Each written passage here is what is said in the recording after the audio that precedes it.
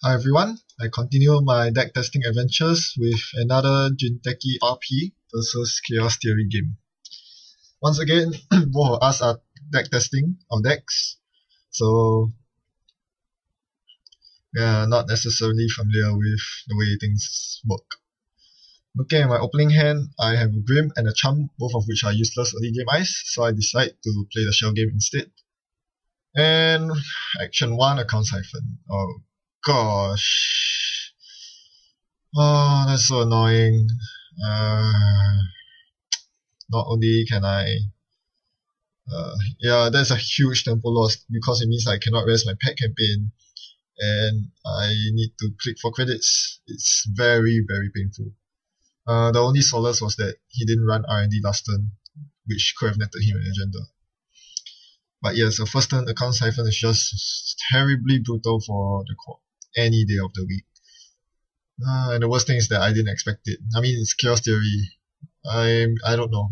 It's very hard to prepare for it against every single chord, but, well, that's the case this game. And because of it, I'm starting to bleed agendas from R&D. I still cannot afford to rest that Viper. I draw up. I see two Ice Walls. Ice Walls are nice to stop the runner, but I guess in retrospect I should have installed an Ice Wall over R&D because at this point I'm still not willing to spend all my entire credit pool raising that Viper. But still, I don't know. That just shook me so much. I decided to let him have R&D for free. And he scores Nise. I mean, the thing is, if I draw a celebrity gift, it'll be such a huge bummer not to be able to use it because I don't have enough credits to activate it. And now that he has enough credits, he brings out his entire rig with Monolith. And indeed, I do draw the celebrity gift, so I guess it was a good thing that I did not rest that Viper. But now I'm really far behind. He has 3 agenda points and his entire Breaker Suite out. He's just missing a cloak to go with that dagger.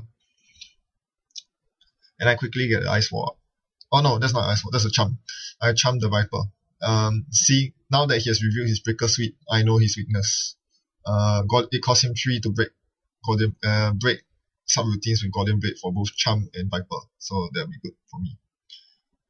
I score Clone Retirement out of hand because I want to make sure that he doesn't get backpacked and start running. That will make his runs very cheap. So it's kind of like a reverse hostile takeover. I lose credits, but I make sure that he doesn't get runs for cheap. He's down to 0 credits now, so he cannot run yet. This is where he's weakest at, and it's where I should be striking. But it's pretty hard to strike as of now.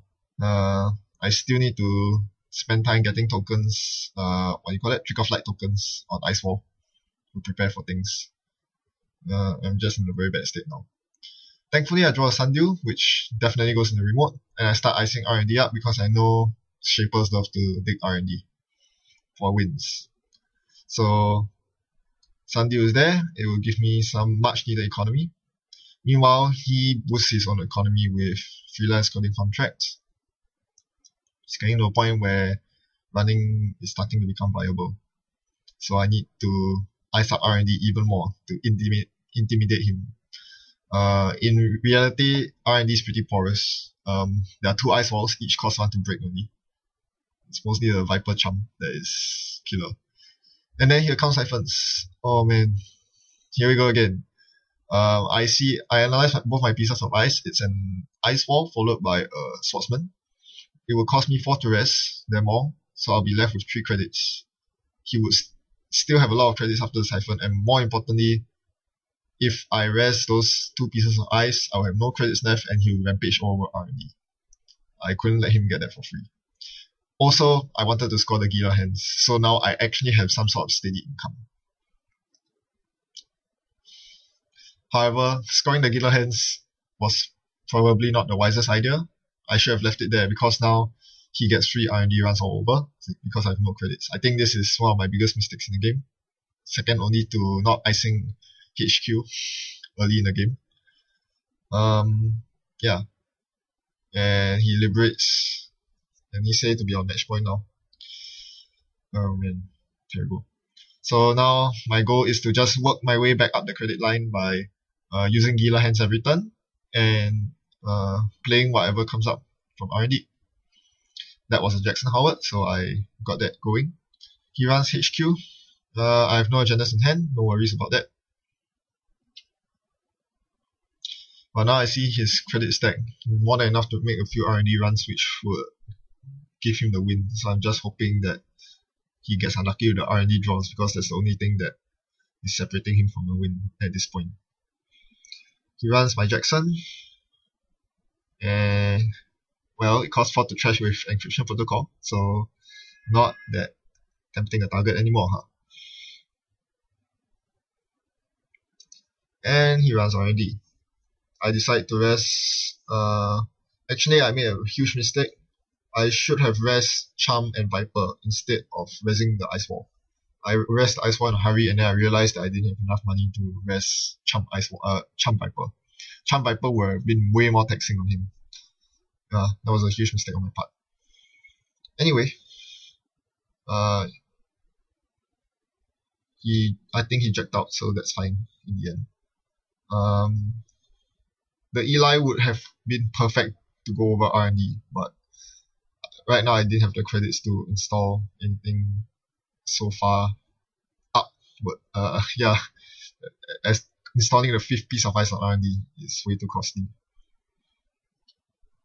I guess that's one weakness of my deck. I'm trying to tax the runner, but I end up taxing myself because I make such deep servers. 5 pieces of ice costs 10 just to install. I mean, a Hadrian's Wall would have done a better job. The reason why I'm using so much cheap ice is because, yeah, I need early game. I need early game security. So I cannot be using big pieces of ice like Wall of Thorns, Surugis. They are not only hard to rest early game, but also are very vulnerable to emergency shutdown and the like. Anyway, yes, as you saw, he ran through R&D, got Brain Trust, and won the game, even though I tried to dilute my agendas in R&D with Jackson Howard. Well, that was a very sucky game for me. Mostly because of the account siphon, which I didn't see coming at all. But now that I've learned how effective account siphon can be in a Chaos Theory monolith deck, I will be sure to look out for it the next time I play against Chaos Theory. This was a very good schooling for me. Very huge learning lesson that HQ protection isn't something that you do only against criminals.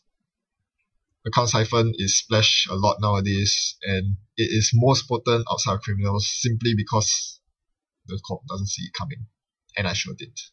Thanks for watching. Hope you've learned about this new, rather recent deck archetype too. Chaos Theory monolith is a real thing, and it's pretty effective.